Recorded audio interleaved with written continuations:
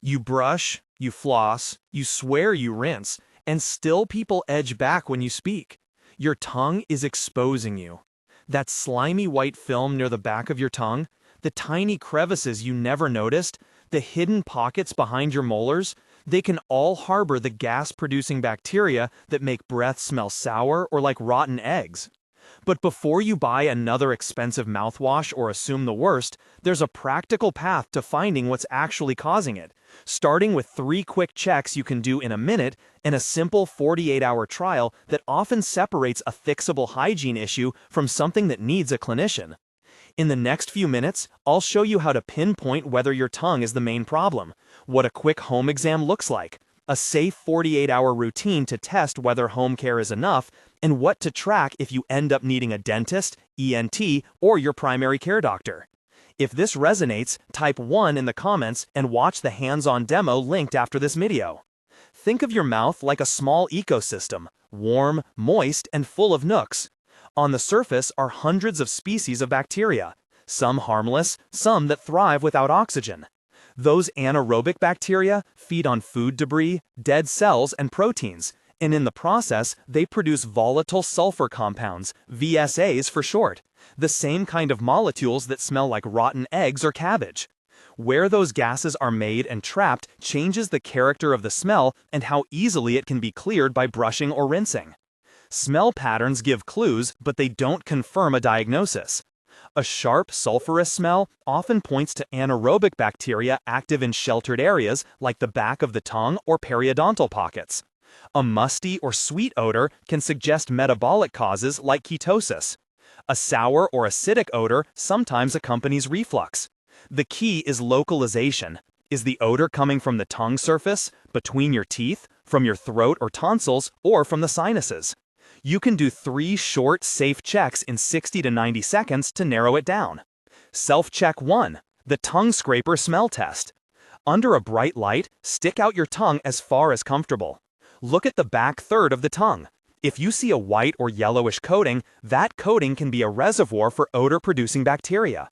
Take a clean, soft tongue scraper or the back of a spoon, something with a rounded, smooth edge. Gently scrape from back to front as far back as you can comfortably tolerate without gagging, just 1 or 2 passes. Smell the scraper. If it smells strong or sour, that suggests the tongue coating is a significant contributor. Important safety notes: be gentle, stop if you gag or feel pain, and do not insert instruments forcefully deep into the throat. Self-check 2. The floss or gauze test.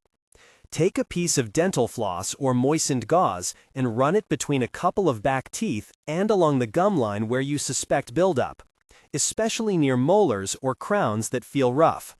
Smell the floss or gauze. If there's a noticeable foul odor, this points toward trapped debris in interdental areas, under crowns, or in periodontal pockets.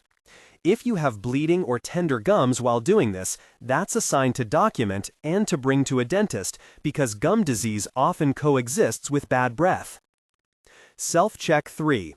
The visual tonsil check. Using a mirror and good light, tilt your head back and say "ah" while looking at the back of your throat. Look for white or yellowish pebbles lodged in the crevices of the tonsils. These are tonsilliths, or tonsil stones. They can trap bacteria and produce a foul smell. If you see obvious stones, do not try to dig them out with sharp objects. You can try gentle rinsing with warm salt water and soft gargles. Document what you see and how it smells, and mention it to an ENT if it persists or recurs. What these tests tell you. A positive tongue scraper smell test most commonly points to the tongue as the major source. The tongue's rough surface and grooves trap debris and host anaerobic bacteria that generate VSCs. A foul floss gauze test suggests interdental or periodontal reservoirs. These need careful cleaning and often professional attention if bleeding or deep pockets are present. Visible tonsil stones suggest tonsillar crypts are contributing. Small stones may respond to non-invasive measures, but recurrent or large stones often require ENT assessment. Do these 3 checks once and record what you find. Write down which test was positive, how strong the smell was on a 1 to 10 scale, whether you had bleeding, and any throat or sinus symptoms. That documentation becomes extremely useful if you later need to see a clinician. Now, the practical next step: a safe, clinician-framed 48-hour targeted trial. Think of this as an experiment. Do a focused set of changes that address the most common home-treatable reservoirs and track whether your breath improves. This is not a promise of cure. It's a focused test to help you and a clinician know whether home care is sufficient. 48-hour targeted routine, morning and evening with simple daytime habits. Morning routine upon waking. Rinse with plain water and swallow, then do a gentle tongue scrape as described. Record the smell and appearance before and after. Brush your teeth thoroughly for 2 minutes, including the tongue lightly with the toothbrush if you don't have a scraper.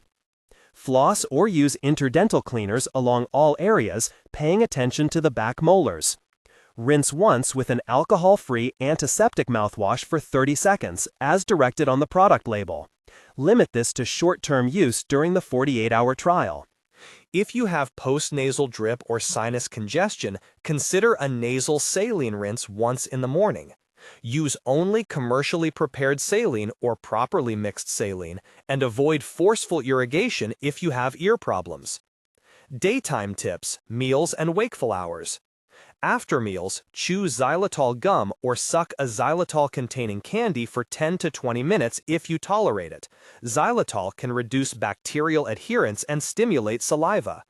Stay hydrated. Sip water throughout the day. Dry mouth promotes bacterial overgrowth. Avoid excessive coffee, strong garlic, onion-rich meals, and smoking during the trial. These can mask improvements. Keep an odor log. Note time, food, symptoms, and if breath seems better or worse. Evening routine, before bedtime. Repeat gentle tongue scraping and record. Brush and floss thoroughly. If you wear dentures or removable appliances, clean them and soak as directed. Warm salt water gargle. Mix about a half teaspoon of salt in 8 ounces of warm water and gargle gently for 15 to 30 seconds, then spit. This can loosen debris and improve comfort. Do not swallow large volumes. Rinse once more with alcohol-free mouthwash if desired. If you have noticeable postnasal drainage at night, elevate the head of your bed slightly and consider a humidifier to reduce nasal dryness, which can trigger thick secretions. What to expect in 48 hours. If your tongue coating was the main source, many people notice a measurable reduction in odor within 24 to 48 hours. The scraping removes the surface habitat, and improved saliva flow and chewing disrupt the bacterial load. If interdental debris or periodontal pockets are the source, you may see only partial improvement. Bleeding or deep pockets often need professional cleaning to resolve bacteria trapped below the gum line.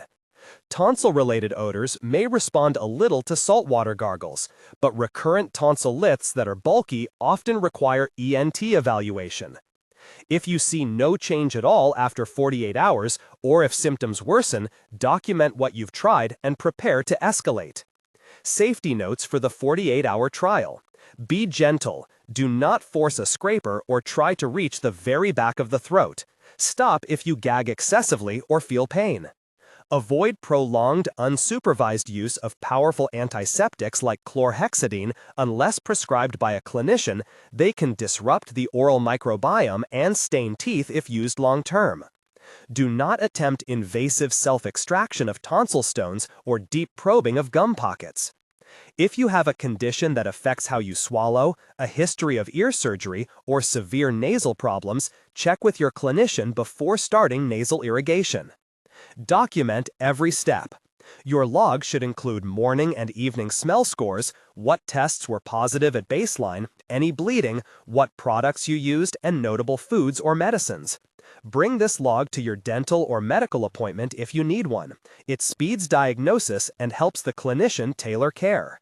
A bit beyond the 48-hour test, but still part of what I recommend, is a 2-week structured follow-up.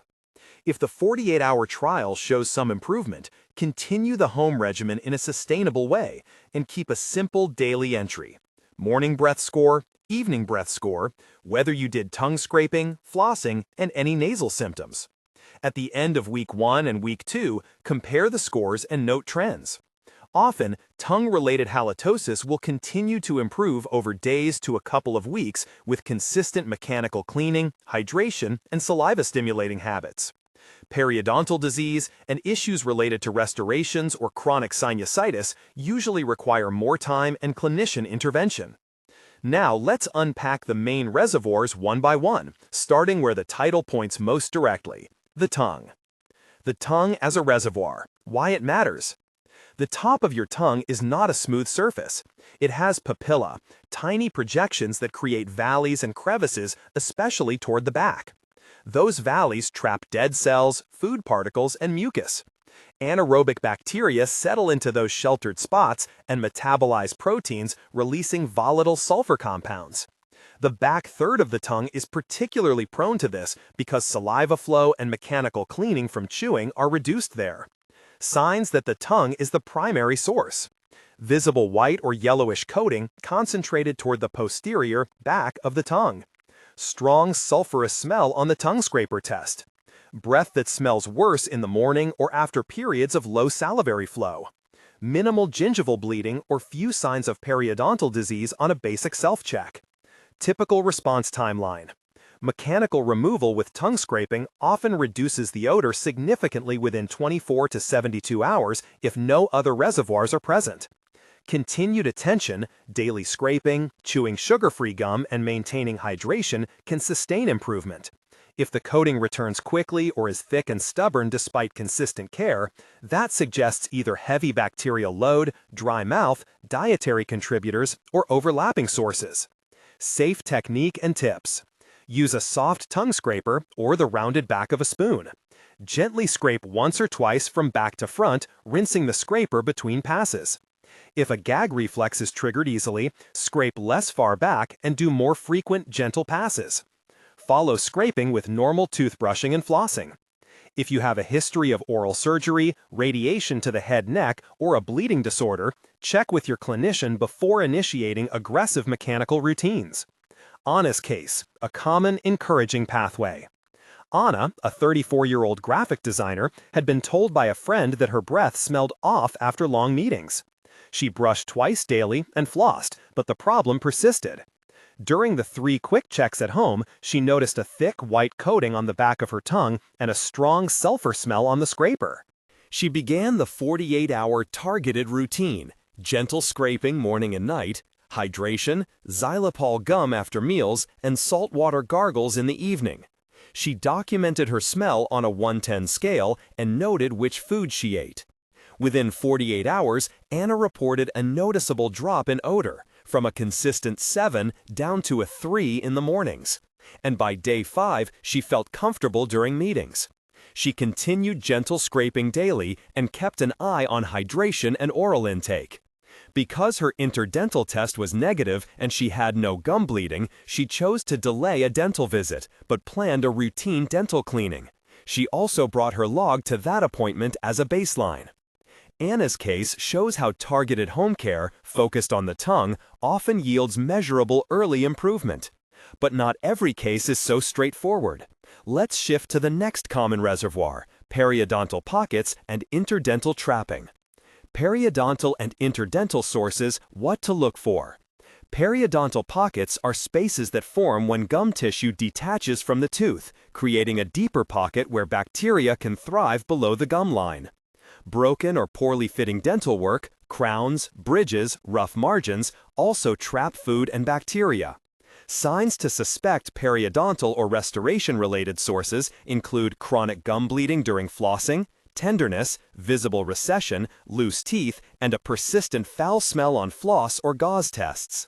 How these differ from tongue-based problems. They often produce a steady odor that does not respond fully to tongue scraping.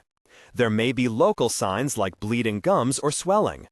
Improvement generally requires professional cleaning, scaling, and root planing to disrupt biofilms under the gum line. After professional care, healing and odor reduction can take weeks to months rather than days. Marcus's case, the slower clinical pathway. Marcus, 52, was a longtime smoker who noticed persistent bad breath that didn't change much after the 48-hour trial. His floss test released a strong foul odor and his gums bled frequently. He had not been seen by a dentist in several years. At his dental visit, pockets greater than 4 millimeters were measured, and the dentist recommended a thorough periodontal evaluation. Marcus had scaling and root planing in multiple sessions, which greatly reduced bacterial reservoirs below the gum line. It took several weeks of improved home care plus professional treatment before his breath scores dropped consistently. His case highlights that when pockets are present, home care alone is often insufficient, and a clinician-guided plan is the right next step. We've covered tongue and periodontal sources and illustrated 2 distinct outcomes.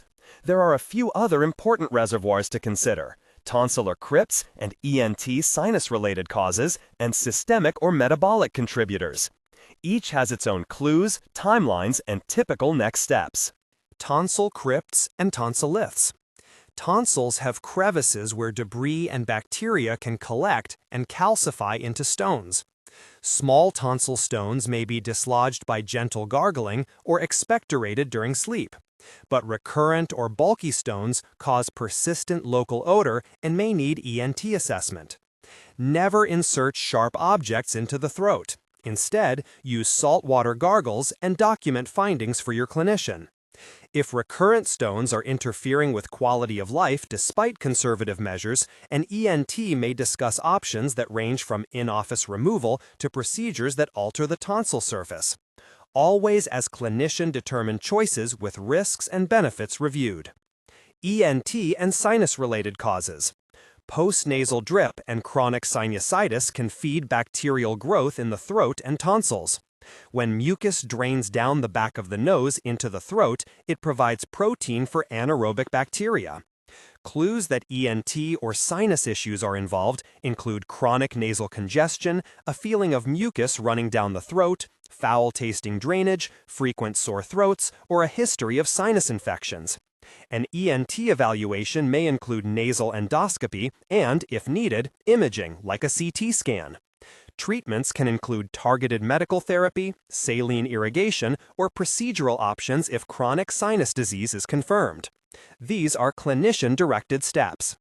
Systemic and metabolic contributors. A few systemic conditions can cause or worsen breath odor. Common examples include ketosis from low-carbohydrate diets, which produces a fruity or acetone-like odor, unmanaged diabetes, which can cause a similar fruity smell if blood sugars are very high, chronic kidney disease, which may produce a urine-like odor, and reflux or gastroesophageal reflux disease, which can cause an acidic smell. If you suspect a systemic cause, for instance if none of the oral and ENT checks are positive, or if you have other concerning symptoms like unexplained weight loss, persistent fatigue, or changes in urination, contact your primary care clinician. They can review medications, order appropriate labs, and coordinate care. When to seek urgent care. Red flags. High fever with severe throat pain, difficulty breathing, or difficulty swallowing.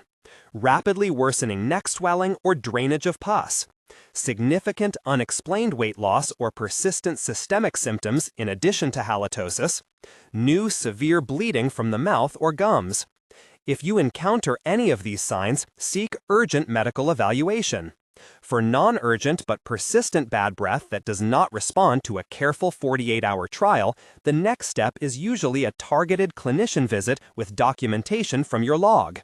At this point, you may be wondering how to present your case efficiently to a clinician so they can help without repeated back and forth.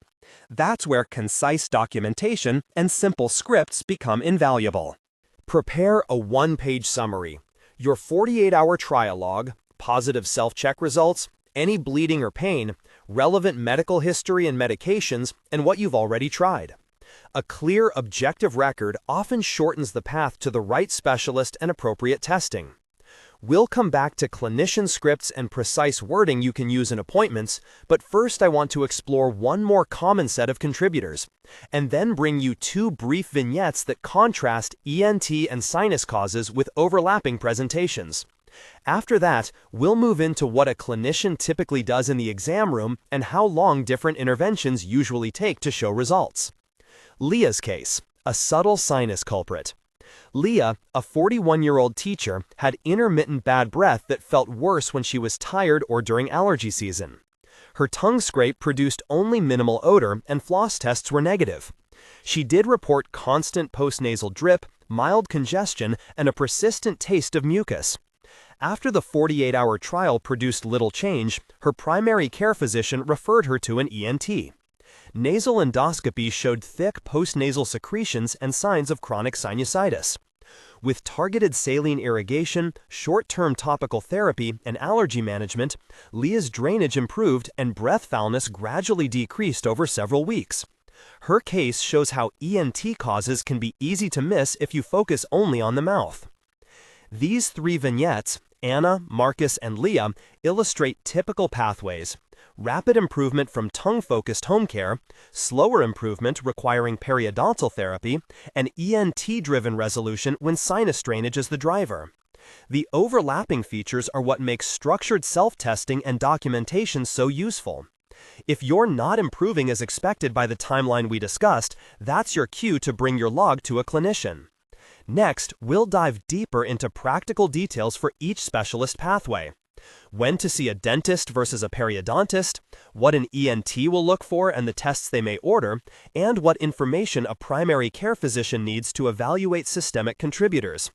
I'll provide concise clinician-facing scripts you can adapt and the exact red flags that move care from routine to urgent. But before we step into that clinical navigation, let's pause and review one more critical piece that affects almost every case: the role of the oral microbiome and safe antiseptic use. The oral microbiome, antiseptics, and why gentleness matters. Your mouth hosts a complex community of bacteria that normally live in balance. When you use strong antiseptics or antibiotics indiscriminately, you can disrupt that balance. Short-term, targeted antiseptic rinses, for example, a limited course of an alcohol-free oral rinse, may help during the 48-hour trial, but prolonged, unsupervised use can lead to side effects like staining, taste alteration, and shifting microbial populations that sometimes make odor worse in the long term. If a clinician prescribes a potent antiseptic or topical therapy, follow their guidance on duration and monitoring. This balance is why mechanical removal, scraping, brushing, flossing, plus improving saliva flow and addressing local anatomy often provides a sustainable solution without heavy-handed chemical interventions. When antiseptics are used, they are best viewed as short-term adjuncts while addressing the underlying reservoir. Now we're at a transition point where it helps to bring everything together in a practical checklist you can use tonight, before you go to bed, and then to plan the next steps if needed. I'll walk you through that checklist and then prepare you with the exact, concise wording to use if you decide to see a dentist, ENT, or PCP, including what to say in the intake call so you get the right appointment. Here's a simple, practical checklist you can use tonight and then bring to a clinician if needed. Use it as a bedside routine and as the foundation of the log you'll carry forward. Nightly checklist. Do this tonight. Under bright light, do the 3 quick checks and record them once. Tongue scraper smell 0 to 10, floss gauze smell 0 to 10, visible tonsil stones yes/no. Note any bleeding, pain, or unusual taste. Perform the gentle bedtime routine. Tongue scrape as far back as comfortable, brush teeth for 2 minutes, floss or use interdental cleaner, warm saltwater gargle, clean dentures or appliances if applicable. Log what you ate in the last meal, any medications or supplements you took that day, and how much water you drank. Rate your breath on a 0 to 10 scale before bed and again in the morning when you wake. If you have nasal symptoms, note whether you used a saline rinse and whether it changed drainage. How to keep a useful log, one-page template you can print or replicate in a note app. Date: morning breath score, 0 equals no odor noticed, 10 equals very strong odor. Evening breath score: tongue scraper result, visual description, scraper smell 0 to 10. Floss/gauze test, yes/no, smell 0 to 10, bleeding yes/no. Tonsil check, Stones, yes/no, size description if present. Symptoms: nasal congestion, postnasal drip, heartburn/reflux, dry mouth, sore throat, pain, fever. Foods: notable odor-provoking foods, garlic, onion, high-protein meals, alcohol. Hydration: approximate total fluids, cups or liters, and whether mouth felt dry. Products used: toothpaste, mouthwash, type noted, alcohol-free, xylitol gum, saline rinse. Notes for clinician: anything you tried that changed odor, when you last saw a dentist/ENT/PCP, current medications/supplements, tobacco/alcohol use. Decision points from your log. If you notice improvement in the first 48 hours, especially a drop of several points on the smell scale and reduced coating on the scraper, continue the home plan and reassess at 1 and 2 weeks. If there is partial improvement, but bleeding or strong floss smell persists, prioritize a dental appointment for a periodontal assessment. If there is minimal or no change after 48 hours and you have nasal symptoms or recurrent throat drainage, arrange ENT evaluation. Bring your log. If you have systemic symptoms, unexplained weight loss, night sweats, persistent fatigue, significant changes in urination or appetite, contact your primary care clinician for a broader workup and bring your log. Scripts you can use when calling or messaging to make the appointment efficient. For a dental appointment, scheduling line or online form: hello, I have persistent bad breath that did not respond to a 48-hour targeted home trial. I did 3 self-tests and documented a consistently foul odor on floss between my molars with some gum bleeding. I'd like an evaluation for possible periodontal disease or issues with restorations. I can bring my symptom log. Is there availability for a periodontal screening or a comprehensive exam? For an ENT referral or appointment: I've had persistent bad breath that didn't improve after a 48-hour home trial. My tongue scrape was only mildly positive, but I have constant postnasal drip and a mucus taste. My primary care doctor suggested an ENT evaluation for chronic sinusitis or tonsil-related issues. Can I schedule a consultation for nasal endoscopy or assessment of tonsillar crypts? For your primary care clinician: I have ongoing halitosis not explained by oral checks. I completed a 48-hour targeted routine and kept a symptom log. I don't have clear dental signs, but I do have reflux/allergy symptoms. Describe. Could we review possible systemic contributors and check relevant labs or medications? What clinicians will likely do at a focused visit? Dentist or hygienist. Review your log, ask about timing and triggers, examine teeth, gums, and restorations. Measure periodontal pocket depths and document bleeding on probing. Pockets greater than 4 millimeters often warrant further periodontal care.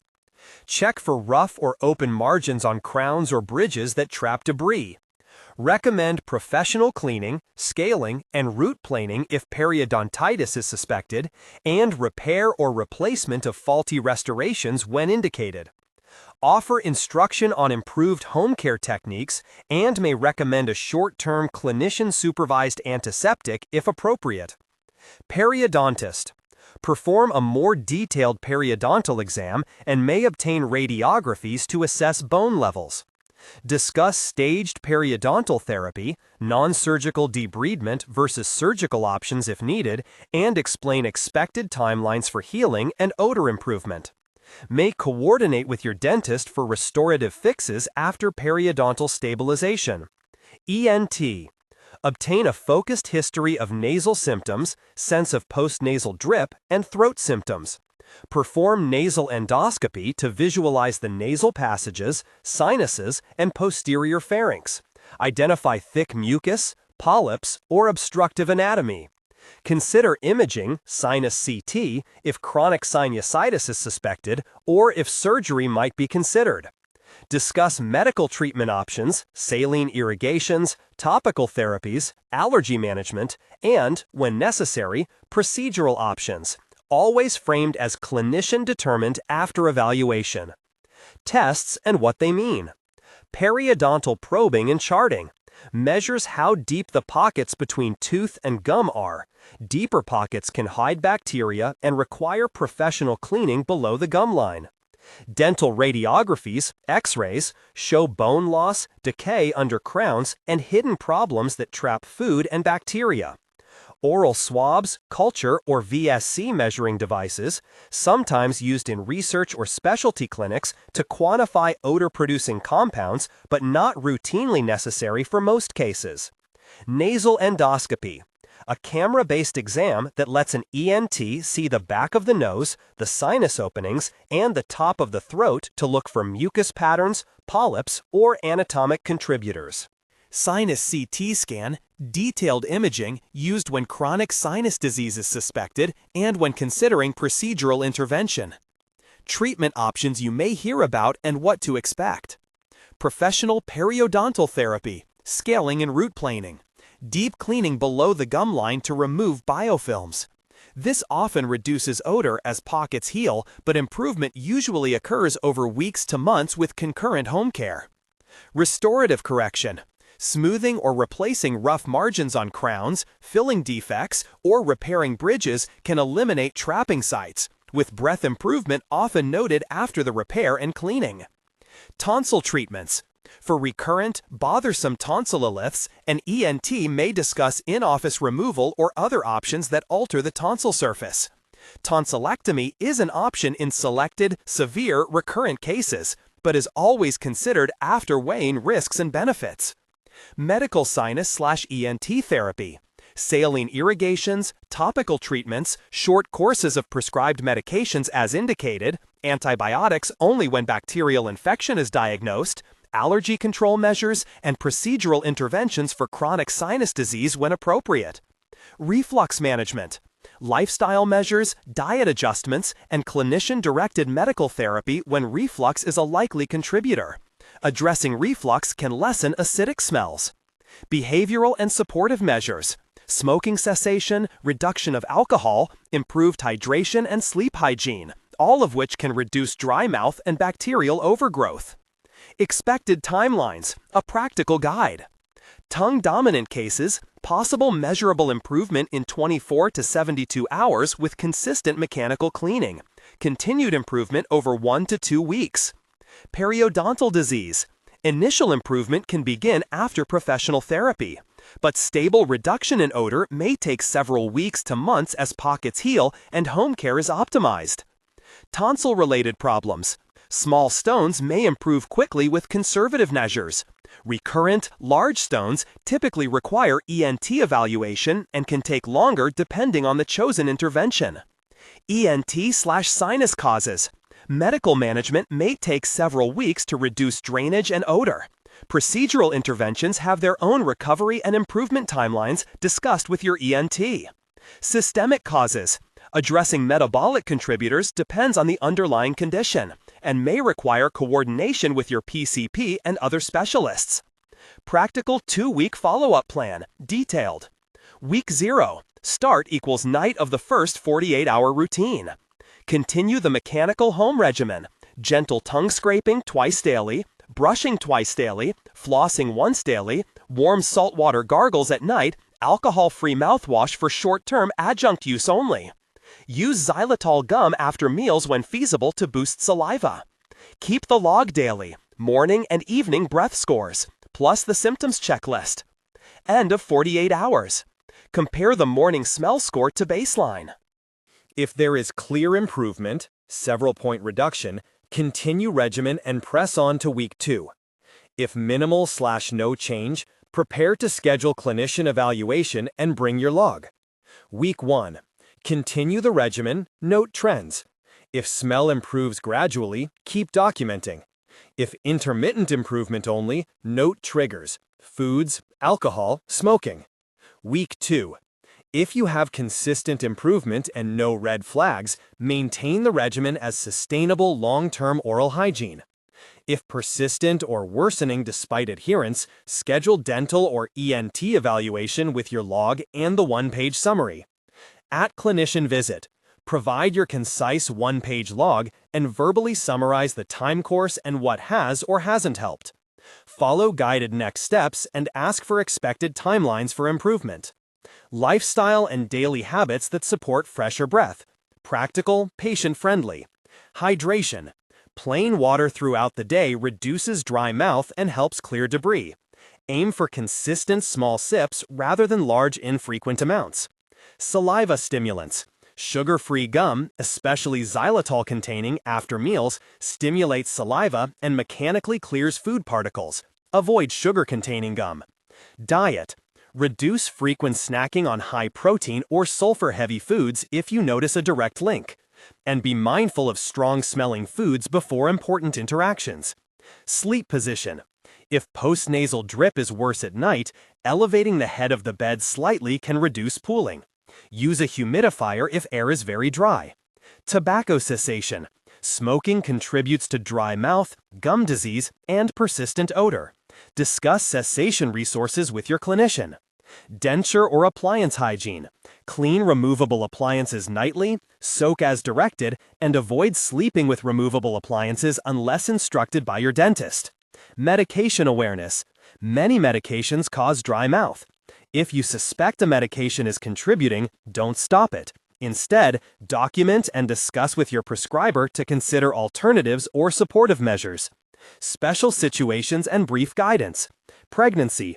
Hormonal changes can alter oral bacterial balance and cause dry mouth or increased gingivitis.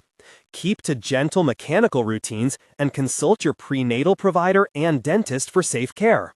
Children and adolescents. Tongue coating can be common. Encourage gentle scraping and consistent brushing and flossing. Avoid shaming language. Make routine part of daily care. People with dry mouth, xerostomia, emphasize saliva stimulants, hydration, frequent sips of water, and discuss saliva substitutes or medication reviews with your clinician. People with dental appliances or braces. Extra attention to interdental cleaning with interdental brushes or floss threaders is important. Work with your orthodontist or dentist on a tailored plan. Common questions and brief answers. Is tongue brushing the same as scraping? Brushing the tongue with a toothbrush can help, but scraping often removes more of the adherent coating on the posterior tongue. Use whichever technique you can do gently and consistently. A soft scraper can be more effective and less irritating for many people. Can I use mouthwash every day forever? Short-term adjunctive use during a targeted trial may help, but prolonged unsupervised use of potent antiseptics can alter the oral microbiome and have side effects. Discuss long-term strategies with your clinician. Are probiotics helpful? Some preliminary research suggests targeted probiotics may modulate oral bacteria, but evidence is evolving. If you try probiotics, monitor changes and discuss with your clinician, especially if you have immune issues. Why does breath sometimes improve during the day but return at night? Saliva flow decreases during sleep, allowing bacteria to accumulate on the tongue and in crevices. Nighttime routines and keeping hydrated help reduce this pattern. What about chronic bad breath despite good hygiene? That's the situation where your documentation and structured self-tests become crucial to redirect evaluation toward periodontal disease, ENT causes, or systemic contributors. Safety reminders, important. Never force a tongue scraper or try to reach the very back of the throat if it provokes gagging or pain. Never attempt to remove tonsil stones with sharp or pointed objects. Use gentle gargling and ENT evaluation if stones recur or are large. Avoid prolonged, unsupervised use of strong antiseptics like chlorhexidine. Follow clinician guidance on duration and monitoring. Do not stop or change prescribed medications on your own. Document them and discuss concerns with your prescriber. Seek urgent care for the red flags we discussed earlier: trouble breathing/swallowing, severe neck swelling, high fever with throat pain, or significant bleeding. How to talk to clinicians in the exam room. Concise phrasing to keep things efficient. At the dentist. I completed a 48-hour targeted hygiene trial and kept a log. My flossing test produced a strong odor and my gums bleed. Could we check pocket depths, examine crowns and restorations, and consider periodontal therapy if needed? At the ENT, I have persistent bad breath that didn't respond to a home trial. I have ongoing postnasal drip and mucus taste. Could you evaluate for chronic sinusitis or tonsil-related disease with nasal endoscopy if appropriate? At primary care, my breath hasn't improved after targeted home care and oral checks. Could my meds, reflux, or a metabolic issue be contributing? I have a log to share. What improvement looks like and when to be patient. With tongue-focused care, partial improvement in days and further gains over 1 to 2 weeks is common. For periodontal therapy and restorative fixes, expect a slower but steady improvement over several weeks to months. Once pockets are reduced and home care is optimized, breath often improves but needs maintenance. ENT and sinus treatments can have a variable timeline depending on the specific diagnosis and interventions. If you are following a clinician plan and not seeing the expected progress, bring your log back and ask for a review. Sometimes a small missed factor, a rough crown, a medication, or persistent postnasal drip is the remaining driver. More on microbiome balance and practical, non-chemical approaches. Favor mechanical disruption, scraping, brushing, flossing. These physically remove the habitat for odor-producing bacteria and typically are the least disruptive to your overall microbiome. Use short-term, evidence-based adjuncts, saline rinses for mucus, xylitol gum for saliva stimulation and reduced bacterial adherence, and clinician-prescribed topical therapies only when indicated.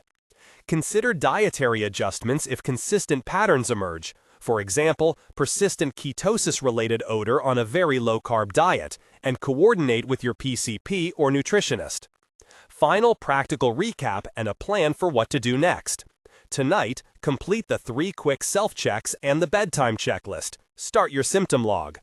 48 hours, implement the targeted routine consistently and compare your scores. If you improve, continue and reassess at 1 and 2 weeks.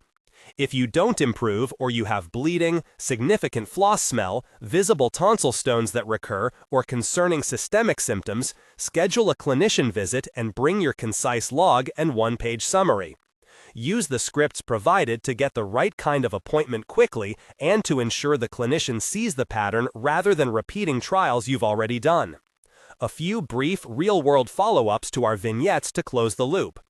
Anna continued her gentle scraping and hydration plan. By 2 weeks, her coating was much reduced, and she maintained low scores by keeping scraping as a daily practice. She scheduled her routine dental cleaning and brought her log. Her dentist confirmed no significant periodontal disease. Marcus proceeded with staged periodontal therapy and quit smoking with a cessation program. His breath improved gradually over several months as his pockets healed and his home care improved under guidance from his hygienist. Leah's ENT confirmed chronic sinusitis. With saline irrigations, targeted allergy management, and improved sleep hygiene, her postnasal drip decreased and breath quality improved over a period of weeks. You don't need to accept persistent bad breath as a mystery or a social sentence. Start by testing for the most common and treatable source, the tongue, using the 3 quick checks. Run the 48-hour targeted routine with careful documentation. If the problem resolves, great, continue the sustainable practices. If it doesn't, your log will be your best ally when you meet a dentist, ENT, or primary care clinician. It narrows the question and speeds you toward the right intervention. If you want the hands-on demonstration of the tongue scraping and the floss/gauze test, safe technique, visual cues for what to look for and what to avoid, watch the linked demo after this video. And if after following the trial your breath remains an issue, use the scripts and 1-page summary in the description to schedule an appointment with a dentist, ENT, or your primary care clinician. With focused testing, gentle care, and good documentation, most causes can be identified and managed, often with straightforward steps you can take today.